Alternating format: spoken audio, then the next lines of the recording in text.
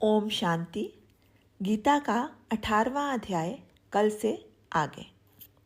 66वां श्लोक।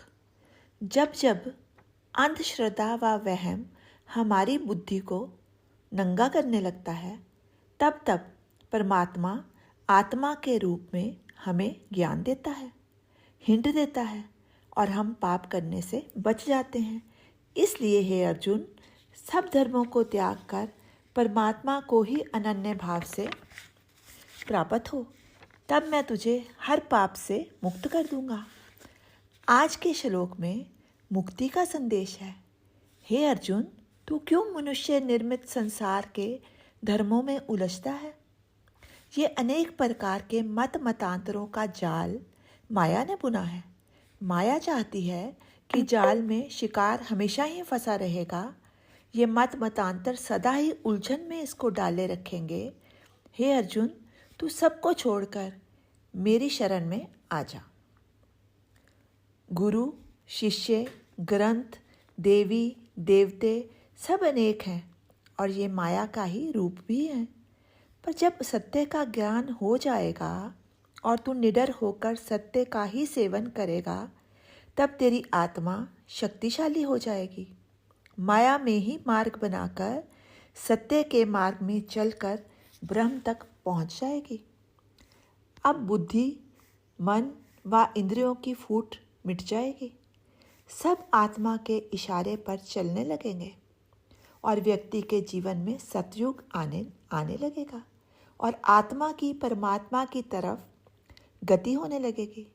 झूठ खत्म होते ही फूट भी खत्म हो जाएगी। पहले मन, बुद्धि व इंद्रियों की सोच व रास्ते अलग अलग थे।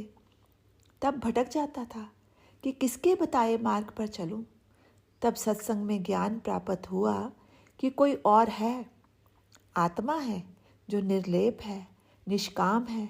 उसके बताए मार्ग पर चलूंगा, तब सब वहमों से मुक्त होकर सब धर्मों को छोड़कर आत्मा की शरण में जीव आ जाता है। यही वो दूत है जो मेरा परमात्मा से मिलन करवा सकता है। पर इस अपने भीतर छुपे आत्मा के दूत को खोजेगा केवल वह ही जिसे परमात्मा की भूख लगी हुई है, जिसे परमात्मा की भूख लगेगी। जब परमात्मा को पी जाने की भीषण प्यास लगती है, तब आत्मा की खोज में निकल पड़ता है। अर्जुन जैसा भगत तब आत्मा की खोज में निकल पड़ता है।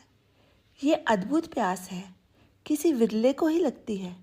ये बाहर की किसी भी वस्तु से नहीं बुझेगी।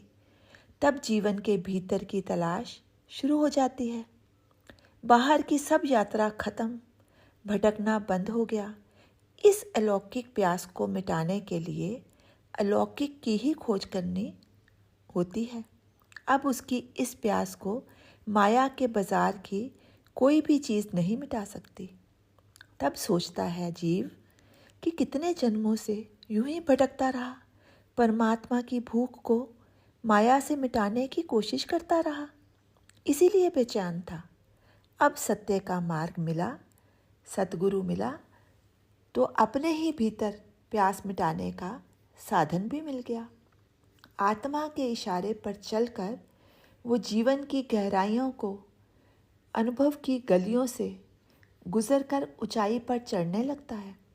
गहरे ज्ञान में निरंतर उतरकर अपनी आत्मा की जड़ें, परमात्मा के विश्वास की जड़ें नित्य मजबूत ही करता चला जाता है।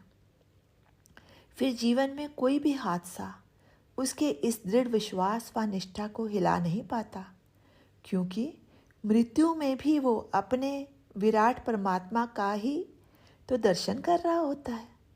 इस प्रकार बाहर का सब कुछ छोड़कर वो भीतर अपने साधना, ध्यान, भक्ति व कर्म से घर में ही प्रभु को पा लेता है। मेरा साहब है घट में ही, मेरा बैकुंठ मेरे भीतर है, उसमें मेरा परमात्मा बैठा हुआ है। मैं नित्य उसके दर्शन कर हर्षित हो रहा हूँ। ओम शांति। शेष कल।